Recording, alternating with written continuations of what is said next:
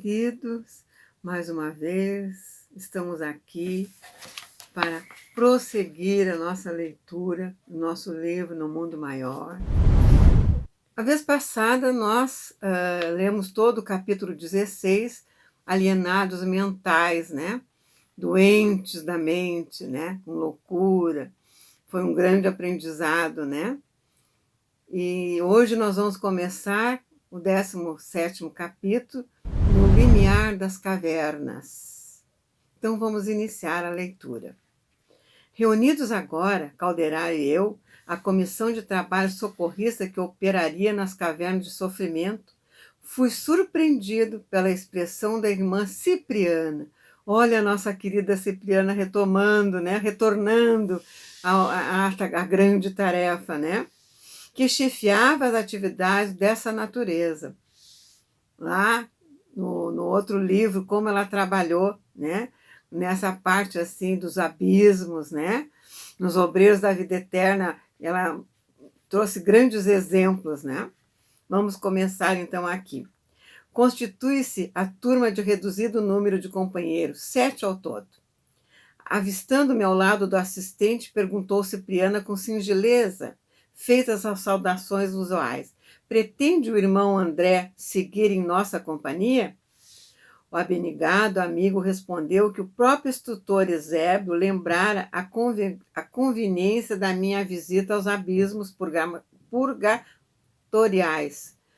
Esclareceu que eu me achava interessado em obter informes da vida nas esferas inferiores, para relatar aos companheiros encarnados, auxiliando-os na preparação necessária à ciência do bem viver.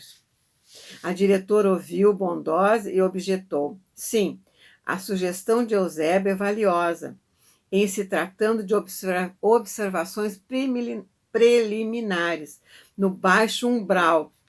Como responsável, porém, pelos serviços diretos da expedição, não posso admiti-lo por enquanto em todas as particularidades.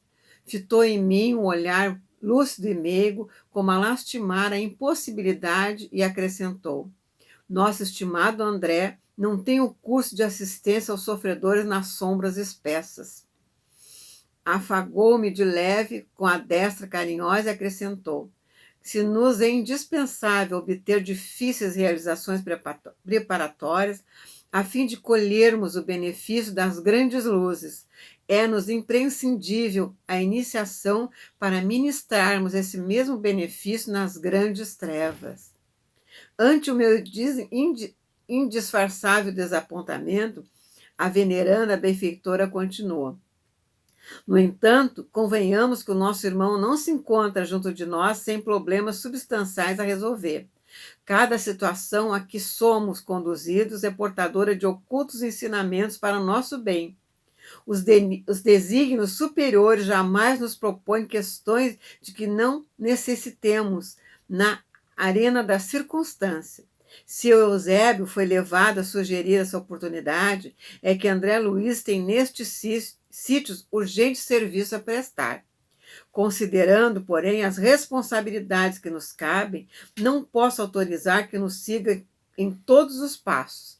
Contudo, convido o irmão Calderar a permanecer em companhia do prestimoso aprendiz no limiar das cavernas.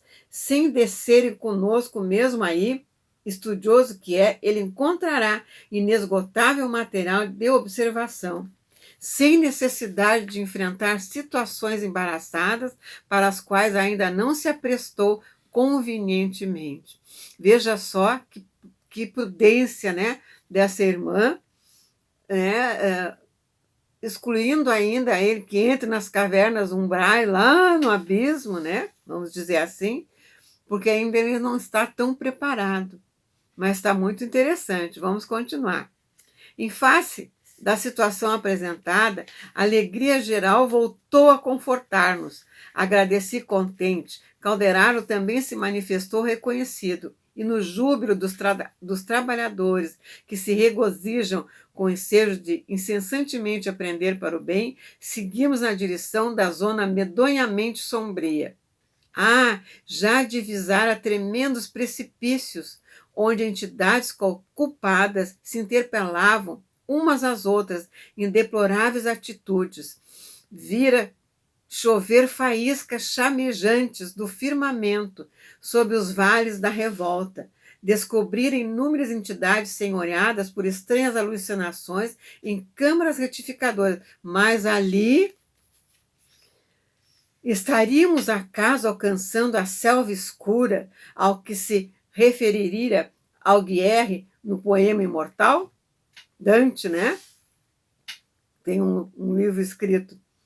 Laceravam-me o coração as vozes lamentosas dispersas a se evolarem para o céu de fumo. Não, não eram lamentações apenas. À proporção que nos adiantávamos descendo, modificava-se a gritaria. Ouvíamos também gargalhadas e imprecações. Estancamos em enorme planície pantanosa, onde numerosos grupos de entidades humanas desencarnadas se perdiam de vista, em assombrosa desordem, à maneira de milhares de loucos separados uns dos outros, uns aos magotes, segundo a espécie de desequilíbrio que lhes era peculiar. Imagina, né, meus irmãos? A gente não tem noção o que se passa numa região umbralina dessa, né? Não me era possível calcular a extensão da várzea imensa, e ainda que houvesse marcos topográficos para tal apreciação, o nevoeiro era demasiado denso para que se pudesse computar distâncias. Percorremos alguns quilômetros em plano horizontal, e quando o terreno se inclinou de novo, abrindo outras perspectivas abismais, irmã Cipriana e os colegas prazenteiramente se despediram de nós, deixando-nos ao assistente e a mim com aviso de que voltariam a buscar-nos dentro de 6 horas. Abraçando-me, a diretora disse gentil: desejo-te, meu amigo, feliz êxito nos estudos. Certo, ao voltarmos, receberemos tuas confortadoras impressões. Sorri encantado a tão generosa demonstração de apreço. Logo após, Calderário e eu nos achamos a sós na atra vastidão povoada de habitantes estranhos. As conversações em torno eram inúmeras e complexas. Pareceu-me que aquele povo desencarnado não se dava conta da própria situação, pelo que me foi possível ajuizar de início. Enquanto densas turbas de almas torturadas se debatiam em substância viscosa no solo onde andávamos, a assembleia de espíritos demente enxameavam não longe intermináveis contendas por interesses mesquinhos. A paisagem era francamente impressionante pelos característicos infernais que nos circundavam, notando a displicência de muitos daqueles irmãos infelizes, não sopitei as locubrações que me surgiam. Os grupos de infortunados agiam ali desconhecendo os padecimentos uns dos outros. Certos grupos volitavam a pequena altura, como bandos de corvos negrejantes, mais escuros que a própria sombra, a envolver-nos, ao passo que vastos cardumes de desventurados jaziam chumbados ao solo, quais aves desditosas de asas partidas. Como explicar tudo isso? Imagina que ele não chegou lá naquele lugar, eles ficaram, né, antes daquelas zonas muito profundas, né? E já vivenciaram tudo isso. A gente não tem alcance mesmo, né, meus amados? Mas aqui trabalha, né, a lei de causa e efeito, como em tudo, né? Mas vamos continuar, que está bem interessante. Iniciei meu interrogatório dirigindo-me ao instrutor. Será que esses míseros precitos nos veem? Alguns sim, mas não nos ligam maior importância. Estão muito preocupados consigo mesmo. Abrigaram no coração sentimentos rasteiros e tardarão em se libertarem deles. Toda essa gente permanece, porém, desamparada, entregue a si mesmo? Não, respondeu o Calderário, paciente. Funcionam por aqui inúmeros postos de socorro e variadas escolas em que muita gente pratica a abnegação. Os padecentes e as personalidades torturadas são atendidas de acordo com as possibilidades de aproveitamento que demonstram. Estampou complacente expressão no rosto e considerou: as regiões inferiores jamais estarão sem enfermeiros e sem mestres, porque uma das maiores alegrias do céu é a de esvaziar os infernos. Olha que coisa linda, né? E, claro, ninguém está desamparado. A gente pensa que uma entidade dessa vai estar sozinha. Não, eles estão amparados, mas é o respeito ao livre-arbítrio, como sempre, né? A providência, meu Deus, é maravilhosa essa providência divina, né? Vamos continuar. Vendo o bando de seres a se locomoverem no ar, quase a nos rentear, recordei que em nossa colônia as faculdades de volitação não eram comumente exercidas para não melindrarmos aqueles que as não possuíam desenvolvida, mas e ali? Criaturas de baixas condições se moviam nos ares, embora a poucos metros do solo. Calderaro, porém, explicou: não te surpreenda, a volitação depende fundamentalmente de força mental armazenada pela inteligência. Olha, importa, contudo, considerar que os voos altíssimos da alma só fazem possíveis quando a intelectualidade elevada se alia ao amor sublime. É verdade. Há espíritos perversos com vigorosa capacidade volitiva, apesar de circunscrito a baixas incursões.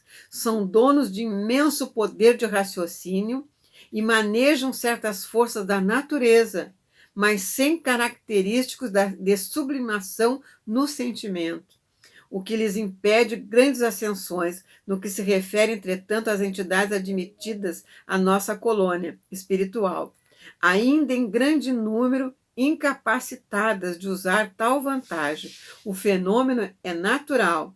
É mais fácil recolher criaturas de maiores cabedais de amor, com reduzida inteligência, e convivermos com elas no processo evolucionário comum do que abrigarmos pessoas sumariamente intelectuais sem amor aos seus semelhantes. Com essas últimas, a vida em comum, no sentido construtivo, é quase impraticável. Interessante mesmo, né?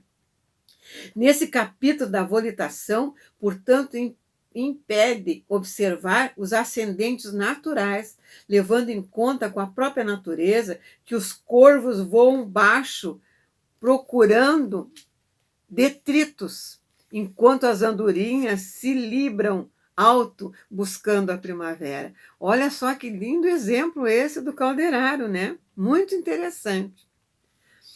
Feito o reparo, perguntei, lembrando-me das injunções terrenas: mas e as necessidades de subsistência?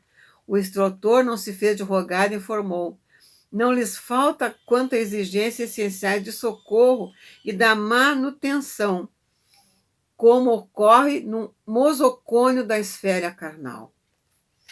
O assistente fez breve pausa e prosseguiu: referindo-nos ao manicômio, esclareço agora que minha intenção a visitar um hospício em tua companhia foi justamente o de preparar-te para a excursão que ora efetuamos.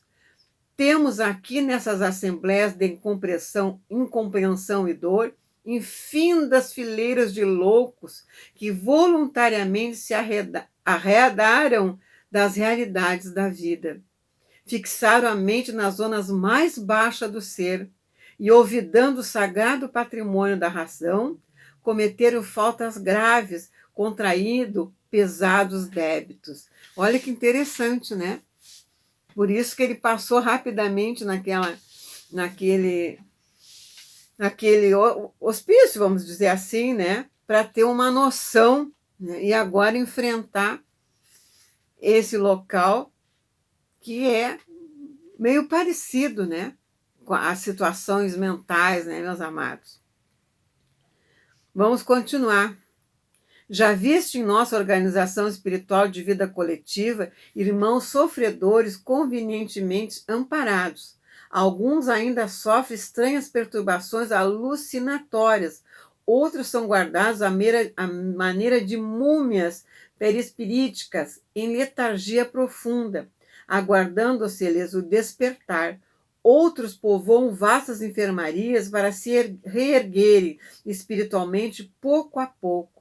Aqui, no entanto, se congregam verdadeiras tribos de criminosos e delinquentes, atraídos aos outros, consoante a natureza das faltas que os identificam. Muitos são inteligentes e, intelectualmente falando, esclarecidos, mas sem resto de amor que lhe exalce o coração. Erram de obstáculo a obstáculo, de pesadelo a pesadelo. O choque da desencarnação para eles, ainda impermeáveis ao auxílio santificante pela dureza que lhes assinala os sentimentos, parece galvanizá-los na posição mental em que se encontravam no momento do trânsito entre as duas esferas. E dessa forma, não é fácil de logo arrancá-los do desequilíbrio a que imprevidentes se precipitaram.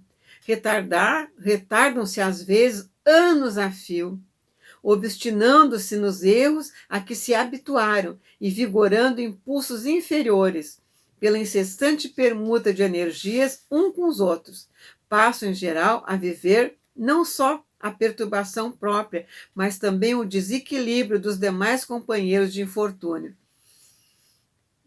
É uma caminhada, é uma trajetória longa nessa condição, né, que eles se encontram, né, meus amados. Muito bom esse esclarecimento. Porque às vezes nós nos deparamos assim com certas situações que a gente questiona, né? O que será daquela criaturinha que cometeu tanta maldade que não se deu conta, né, do que ele estava organizando para si próprio? E aqui está bem claro essa trajetória, né? E a providência divina tem paciência, né, meus amados? Vamos continuar, que está bem interessante. Ante o pandemônio que observávamos, o orientador continuou. O érebo da concepção antiga, a crepitar em eternas chamas de vingança divina, é perigosa ilusão. Entretanto, os lugares purgatoriais dos desejos e das ações criminosas, aguardando as almas enodoadas pelos desvarios, constituem realidade lógicas nas zonas espirituais do mundo. Aqui, os avarentos, os homicidas, os cúpidos e os viciados de todas as matizes se agregam em deplorável situação de cegueira íntima. Formam cordões compactos, inclinando-se mais e mais para desempenhadeiros. Cada qual possui romance horrível de angustiosos lances. Prisioneiros de si mesmo, cerram o entendimento às revelações da vida e restringe os horizontes mentais, movimentando-se em seu próprio interior em ação exclusiva, nos impulsos primários a cultivar o pretérito que deveriam expungir. Em melhorando, são assistidos por ativas e abnegadas congregações de socorro que por aqui funcionam. Autoridades mais graduadas de nossa esfera, atendendo a imperativos superiores, improvisam tribunais com funções educativas, cujas sentenças, resumando amor e sabedoria, culminam sempre em determinações de trabalho regenerador através da reencarnação na crosta terrestre, ou de tarefas laboriosas no seio da natureza, quando não há suficiente compreensão e arrependimento nos interessados que feriram a lei, ofendendo a si mesmo. A ofensa é para si próprio, né? A construção é nossa, cada um constrói aquilo, né, que almeja, né? Então, é bem isso aqui mesmo, né? Feriram a lei ofendendo a si mesmos.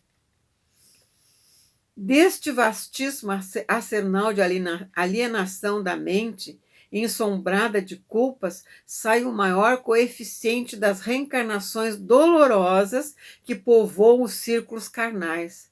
Daqui, como de outras zonas análogas, seguem para o campo físico mais denso milhões de irmãos em provas ríspidas para que se alijem dos débitos e reharmonizem o íntimo perturbado. Poucos conseguem valer-se da oportunidade terrena, no sentido de restaurar as próprias energias. É sempre fácil fugir ao caminho reto, muito difícil, porém, o retorno. Vejam, eles vão reencarnar, né, para tentar recompor o perispírito, né? Que interessante esse capítulo, né? Muito esclarecedor. Nesse instante, aproximou-se de nós enorme e bulenta comédia Os Sofredores. Tratava-se de tenebroso agrupamento de irmãos positivamente loucos. Falavam a esmo, comentando homicídios, rememoravam com palavras cruéis cenas indescritíveis de dor e de perversidade. Nenhum deles atinou com a nossa presença. Calderaro, muito sereno, conhecendo minha curiosidade inveterada, informou: esses infelizes permanecem jungidos uns aos outros e em obediência à afinidade quase perfeita, e são contidos apenas pelas leis vibratórias que os regem. Se quiserem, porém, entrar com relação à história de algum deles, sonda a mente individual do tipo que te requeira maior atenção. Aproveitando o momento em que lhes amainara a rixa, aproximei de infortunado irmão que impressionava pelas fácies macilenta. Sintonizei-me na onda mental que ele oferecia, mas o quadro que viu não me permitiu longa perquirição. Notei-lhe o motivo que culminava nos desvarios: assassinar a esposa em pavorosas circunstâncias. Contudo, o mísero não transpirava arrependimento. Acariciava o desejo de rever a vítima para supliciá-la quantas vezes lhe fosse possível. Meu Deus, olha só que interessante, né, irmãos? Que tragédia se ocultava ali, naquelas tormentosas reminiscências. Atônito, ergui os olhos por assistente em muda interrogação, mas reteando-nos a fronte, levitava-se pesado grupo dos seres monstruosos, fazendo ensurdecedor ruído, e logo esqueci a uxoricida que me prendera a atenção.